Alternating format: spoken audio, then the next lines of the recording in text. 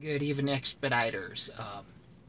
I was just sitting here in the parking lot. It's a Monday, Memorial Day holiday, and I got to thinking I haven't been on this channel in a while. So I figured to leave some updates to the how-to channel. Or I'm at I'm at 4 months in, so I make for a very good time and perspective of what to expect for your first 3 or 4 months out here expediting. Hopefully I can leave some good tips for you all, the newbies. I'm talking about the new expediters getting on the channel that want to go into expediting or have just started, to kind of get the feel for it. And some main tips, I wrote some down just to go over it, to make sure, because when you haven't been making videos for a while, you kind of get out of the rhythm of things. And I really haven't been making much in terms of videos on either channel because of the content. It's the same old content. I see 2 or 3 other expeditors channels, but they basically just show picking up loads, dropping off loads, the scenery looks like if they have a dash cam driving to wherever, and what they're eating for lunch and etc. The same old boring things of life that everybody goes through, and I just don't see the point of doing that on my channel either. I hope my videos are more informative, even if they do fall in the boring category. Hope they're not that boring. But anyway, my first main tip of the day would be to talk to other expeditors. When you pull into the truck stop parking lot, and believe me, once you get into expediting, you'll start using the truck stops a hell of a lot more than you did before. But anyway, you see a couple expeditors, not even if they're not in your own company. Say you started for Bolt, and you see a Panther in the parking lot, or an Allstate, or whatever. Even if they're not in your own company, an expediter's out there is an expediter, whether they're a current fleet owner or company driver or owner-operator themselves, or what. We're all in the same business together. That's doing the same exact thing, trying to make each day count and your numbers count all across a week and across a month. And so there'll be certain types of guys out there that won't want to talk to you, and I don't walk up to everybody, but I'll talk to people who come up to me, and vice versa. Or if you make eye contact with the next guy over or whatever and wave at each other or whatever, it's kind of a good sign that you can go over there and talk to them if you wanted to. Or you just walk up and ask. If anybody out here that's been in the business long enough, you can tell they're willing to give certain tips away, and then some people are not willing to do so. And there's nothing holding you to that conversation. You can walk up there and then tell them you got to load and you got to go, or you got to go someplace, whatever, and you can leave if that guy does something that you do or don't like or whatever. But the main thing is to get a general consensus from them as to where the best freight areas are, and a general consensus from your dispatchers, from your company driver, or your drivers that are in the same company as you, because they'll know the best freight lanes for your specific company that you're working for, and even from, technically speaking, the competitors, the other companies that you're in the same industry with.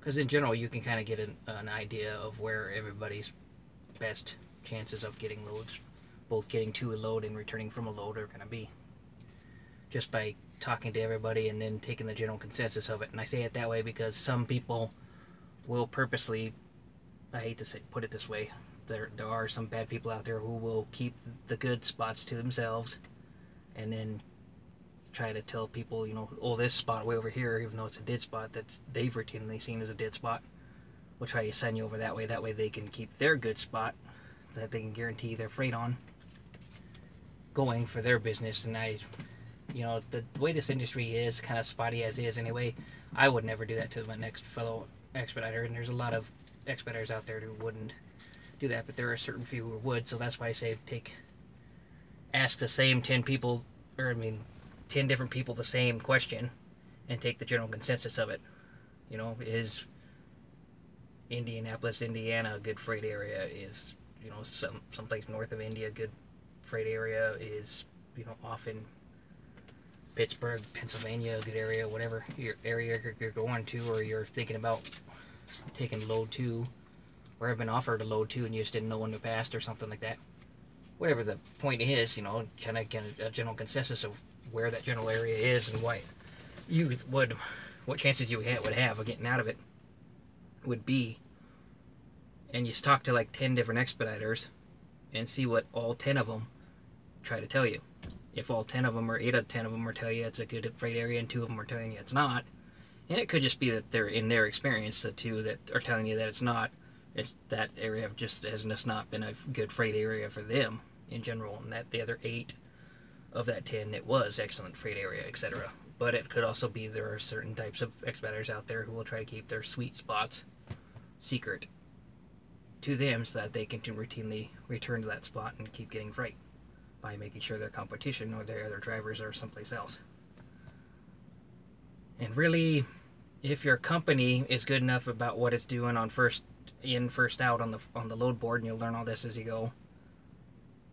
If you haven't had a load in a while, you will be the next one up to get a load, etc. Or that's the way it should be. And so, at the very least, they'll try to get you 1 load a day. At least with Bolt Express anyway, they try to get us at least one load a day. It may not be a very big load. Sometimes it's a short one, sometimes it's a long one. But depending again on where you're at in the freight area will determine how long or how many miles that load is, or if it's a shorty going just between these 2 little cities or what, depending on where you're parked at. So my main tip there is just to talk to people, but don't take everything everybody says with a grain of salt. Get a general consensus of what everybody says about everything and go that route and make your own determination on it, because at the end of the day it's you and only you that are making yourself profitable in this business. Time in is another thing. The only person that's going to limit how much money you can make in this industry, well, sometimes it's the industry itself, but the only person who's going to limit how much money and how profitable you're going to be in this business is yourself. You are the one who puts your own limitations on yourself. I ran into expeditors once, a couple different times, that it won't take the short loads anymore. They only do 300 miles plus a load, which if they're parking in the right freight areas and getting out longer miles, they might get it, just away with it, just enough to make it make sense. But here, I don't mind taking the occasional load, but at the same time, if you play yes man all the time, your company's going to give you the shorter loads because nobody wants to take them. Even at $1 a mile, no one wants to take those shorter loads because they take up an hour or 2 of your day, up to 4 hours every day, sometimes for 100 miles down the road. And unless they pay pretty well, that same 4 hours could have been used driving the entire time and getting 250, 300 miles down the road on a bigger load that pays you way more than the 100-mile load would have paid. So that's a lot of times why people don't want to take those shorties. And so dispatchers will try to take those short loads to cover their company boards. And what they'll try to give them to the new drivers, they'll try to give them to any drivers who'll take them all the time, considerately. And I don't mind taking the shorter loads, just like anybody else, but it would, if I had 100-mile load, 200-mile load, and then another 100-mile load in a day, that's 400 paid load miles, and that would be worth it. However, a lot of times they'll give you 1 short load, and then that'll count against you. Depending on where they drop you off at, that'll count against you, and you may not get another load that day. They may say that as you drive into the truck stop or whatever area you're at, let's go citywide, and there's 3 other vans there, and 2 of those other vans have not moved in a day or 2 or whatever on that board. Technically speaking, it's their turn before it'll ever be your turn again, because you just had a load. So that 100-mile load is going to count against you a lot of times, so you have to keep that in mind depending on where it sends you to and if it's worth your time to go there.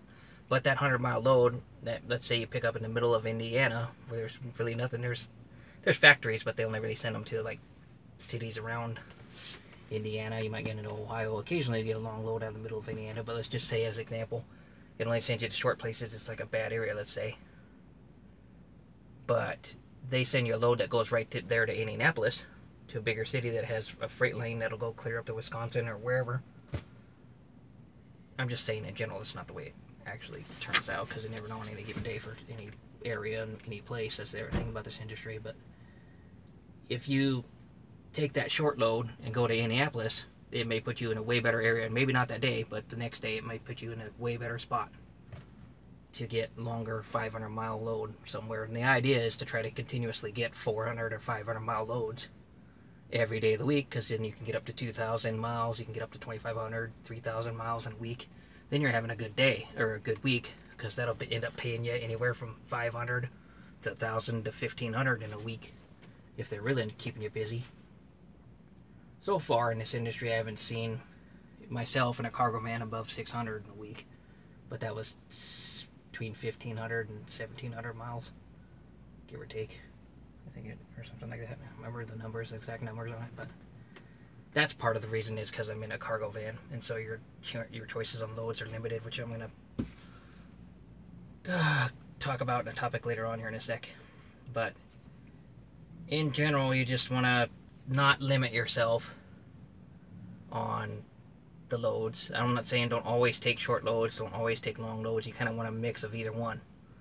And so I would say 3/4 of the time you want to play yes man and just take whatever they give you coming at, for a decent price, and make sure, you're not screwing yourself over in the end. Make sure it's up there in the 80 cents, 90 cents, ish market, whatever your company goes with. But you want to establish a working relationship or a working reputation of being a dependable driver, because when they look on the board and they see 3 different vans, that dispatcher sees 3 different vans that they can give a load to that they're bidding on, and you're the dependable driver, most dependable driver of them, and then they got this half-ass over here that only works half the time, and they got this other guy that only does this in that state and limits himself big time over here. Who are they going to give that load to in general? The yes man or the other 2 that are hardly even worth their phone call? So even though the system is supposed to work first in, first out, and this and that, if you have a healthy relationship with your dispatcher, you can get beyond that, so to speak, and you can continually get longer runs, longer paying runs, and 500 miles at a day, every day of the week, if you have a good standing relationship with your dispatchers. And I say that to drive home the point that you need to look dependable, not that, joking around with them on the phone or whatever. Not any of that part, just so much as you need to be available and dependable in this business to answer that call when it comes. It's one of the things I've learned, because if you go out of service half the time, or you limit yourself to only working 9 to 5, or you limit yourself to only working Ohio, Indiana, and say Michigan, you limit yourself from getting these longer loads, because they might have a load that went just past Ohio into I can't remember, Kentucky. I should know these states by heart by now, but ish, let's say it goes into Kentucky a little bit or something, or maybe a little bit down into Tennessee, which only been like 100 miles or whatever more than what you would have normally done. But because you put the limitation on their computer, or talking to the dispatcher, that you'll only do Ohio, Indiana, and Michigan, because your home's in like northern Indiana or Michigan-ish or something, and you want to be home time, that's fine, but you got to realize that you're limiting yourself. You're putting that limitation on yourself, and they won't call you for loads like that, because that was maybe 100 miles more than what you normally would have done. They won't even bother calling you, because you have that in the system that says that you only go this far. If you routinely only answer and only accept phone calls between like 8 and 5, then they will not consider you for, driving overnight and everything. And if you don't want to drive overnight, that's up to you and whatnot. But I mean, I hate to say it, but in this industry, it's so spotty and spontaneous that you practically have to be available anytime that phone rings. That's the best way to make things work. You don't always have to accept the load when it calls, when they call, etc., or when you call in or whatever. But you pretty much need to be available. And then when the industry's slow, outside of being available, you also need to, I hate to say it this way, but you need to almost nag at your dispatchers to find your work. Make them know, make it known that let's say every 4 hours you call in. On my slow weeks, I've been doing every 4 hours you call in or something off of a load and say, hey, I'm in this area. Should I move to this area on my own, or should I stay where I'm at and see what you got for loads? And you just continually remind them, and they might be switching dispatchers and stuff as the day goes on, and etc., that you're sitting there available for a load and you're looking for work. Because again, if you're taking the time and effort to call in and say, I'm ready for work, blah, blah, blah, blah, blah, they're going to send a load to you versus a guy that they don't know if he's going to answer the phone or if he's going to be available today or what. You very well might get bumped in that line even if you had to load the morning of, or the morning before that, versus some other guy that hasn't had a load yet. You'll notice in this industry, it's up to you to make the effort. That's what I'm saying. But again, like if you limit yourself to 9 to 5 hours, if you limit yourself to you won't drive overnight because you can't see very good or something, or you won't drive in bad weather, or you won't drive under 300 miles ever. I mean, if you can make not driving under 300 miles ever work for you, more power to you. But in my experience, anyway, in the last 4 months, at least coming from a cargo man's point of view, if you don't take an occasional shorty, they're not going to continuously send you long loads. And it also depends on where you're at in the freight areas, too. If you're in the middle of a freight area, like let's say Indiana, like the middle of Indiana is technically in a freight area between anywhere from middle of Michigan clear down to Tennessee, or possibly down to Georgia is kind of the freight lane, or one of the freight lanes. And if you're in like Indiana, you're almost kind of in the middle of it. So the most you're going to get is 300 miles, maybe 400 miles in either way, give or take. You're not going to be like it is when you're up there in northern Michigan and you could get a load that goes all the way down to Georgia. That'd be awesome, because you're looking at 600 or 700 miles. So it just depends on where you're at. A lot of times, a lot of different factors go into this, and some of it you can control yourself, depending on your own limitations, and some of it's industry-wide. But don't go blaming the industry and the dispatchers and the other expediters and the other drivers and etc. and everybody and their dog, but everybody and anybody but you, because you're the one who's determining if you'll take these loads or not, how often you'll take these loads, at what rate you'll take them, and etc. You're the one that's possibly shooting yourself in the foot, depending on what you are not doing, if you don't take the time to learn and stay open-minded as to what you might be doing wrong. You always have to look at this industry. Every time somebody walks up to you and says, maybe, going this area is not the best idea, or going that area is not the best idea, and stuff like that, it's worked out well for you in the past, or maybe it hasn't, or whatever. You may have to take a second look at that and go, well, if it's not looking very good for that guy, maybe I shouldn't do that for a while.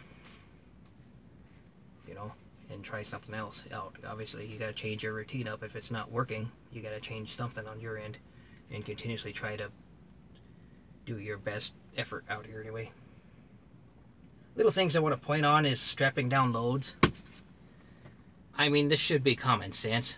From the get-go, I didn't want to come out here and not have anything that you don't strap down the load some way or another in back there. But I've seen time after time that expeditors just pull up to a dock, let the forklift guys stick it in there, and then they drive off and leave. Both that shipper and that consignee, or whatever, the drop-off delivery receiver, sees the fact that you didn't strap down your load. You pull up and you open the door, and voila, they're sitting there, no straps, no held, no nothing. For one thing, they see that. It's not a very good impression on you or your company that potentially that cart was damaged now, because it could have got shifted all over the place. That's one consideration, but the main thing is safety. Especially on these 200,000 or 2,000 pound or 3,000 pound sometimes, depending on your vehicle weighted stuff. I mean, that's obviously, any of it's common sense, but obviously the heavier the item is, the more common sense it is to strap the stuff down so it don't come flying forward if you have an accident or something. And you might be the safest driver out there, and it still doesn't matter. Somebody can come along and force you to have to slam on your brakes some way or another, and that's one of the major things I've learned driving all the time, long distances, is I really never noticed how much of jerks people are out on the highway until you get to doing it all the time.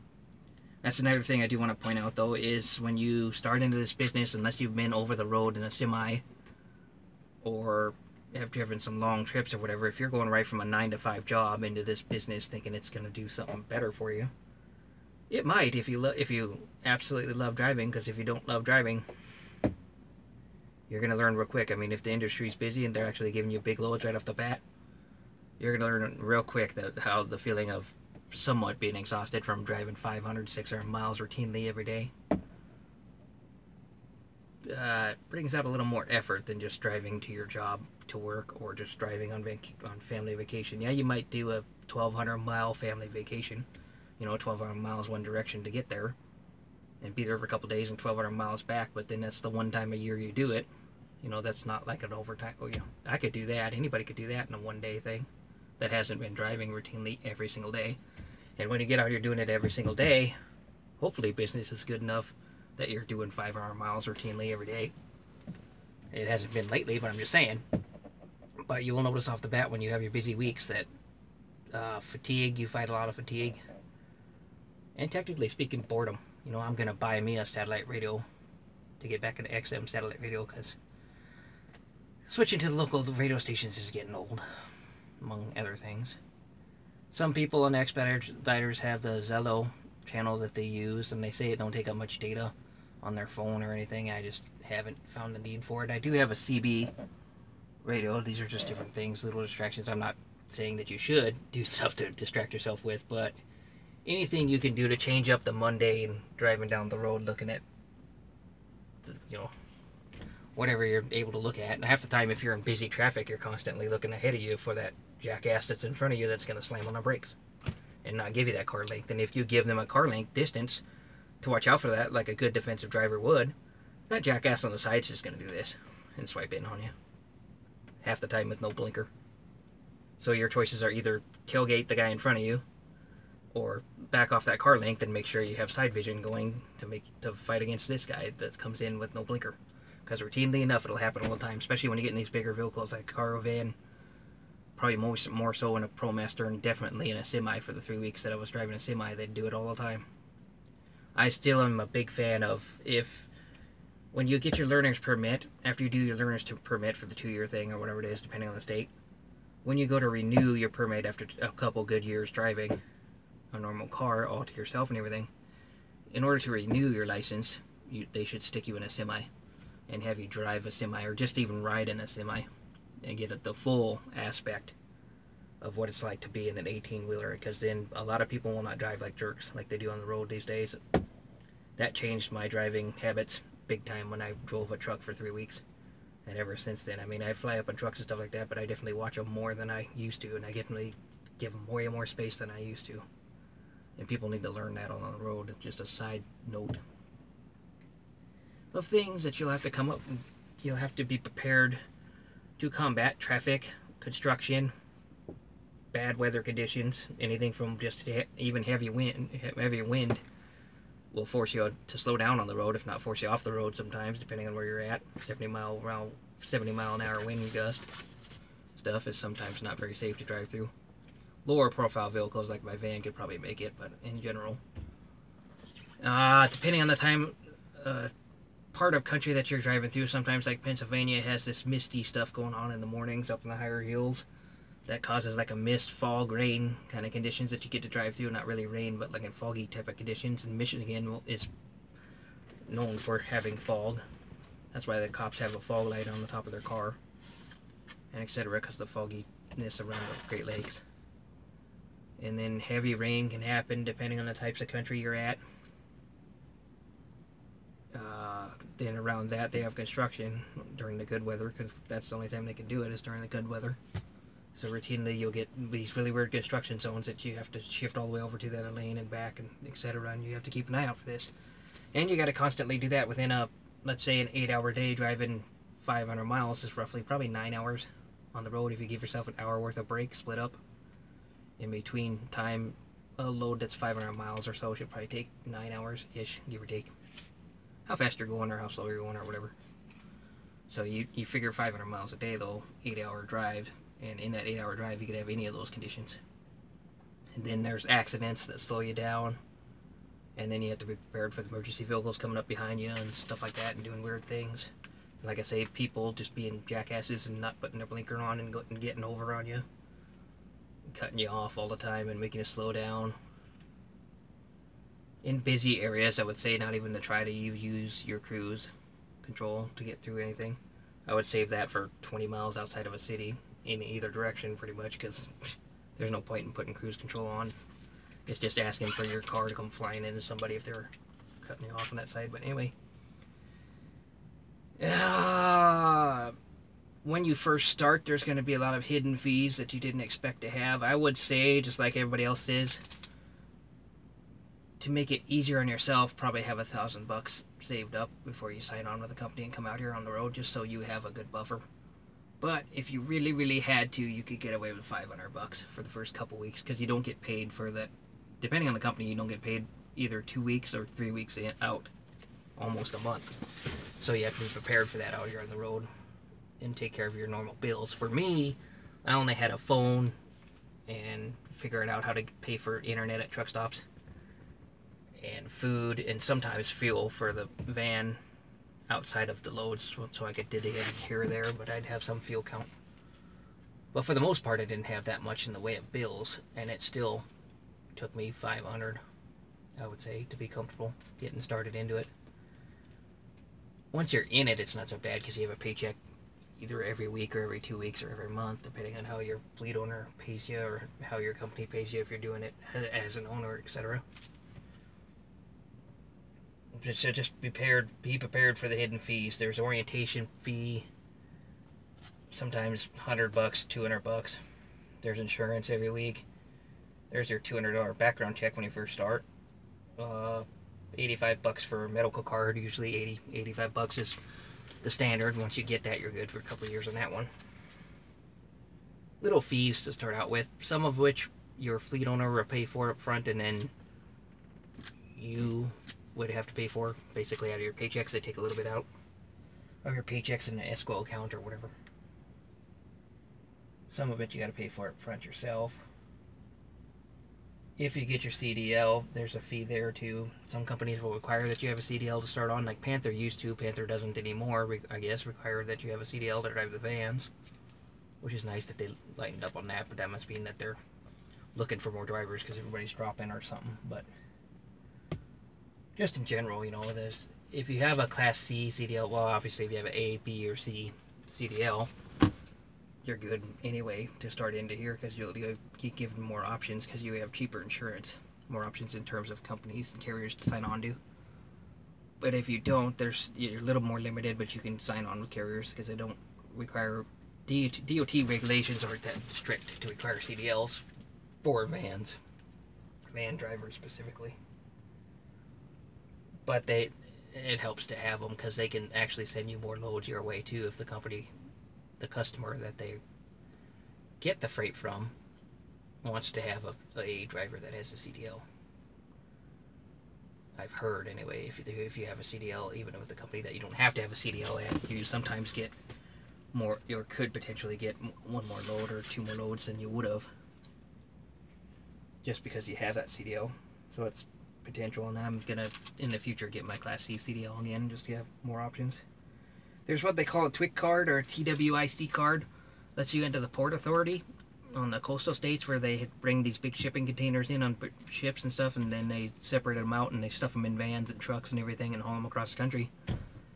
Expediting has a piece in that industry too, and if you have a TWIC card, which is basically a background check card or a card saying that you've been background checked by the, I forget, NSA or whatever, Homeland Security or some kind of thing.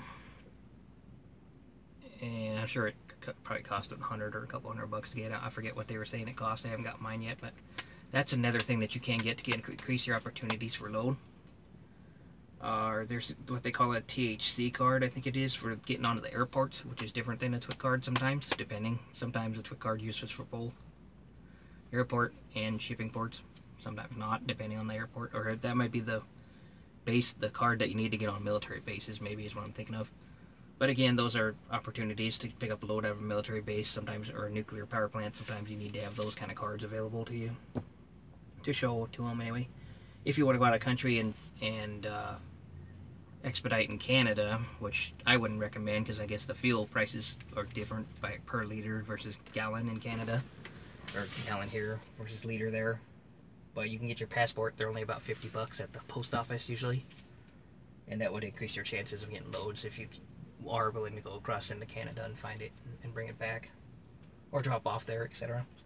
If you get your hazmat endorsement underneath your CDL, you can haul for hazmat, hazardous materials. I personally don't think it's worth it and wouldn't want to haul stuff like that anyway, so I don't. But the main thing I'm going to do this next following week to change up and increase my opportunity for loads in more dead freight areas is I'm changing from this cargo van to a ProMaster, which is a high top, and then it's extended to haul 3 skits. I specifically wanted to find a fleet owner who had a van available that you can haul 3 skits in, so it has to have a cot bed, or a bed that's on a cot, and then I can strap that bed up on the wall, or I can strap it on top of the skids if needed to sleep on or whatever.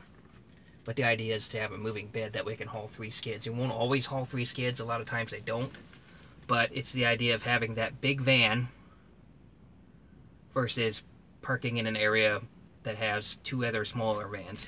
You're going to be the guy that they call over the 2 other vans that they have on the board that are smaller. Usually. Not all the time, but usually.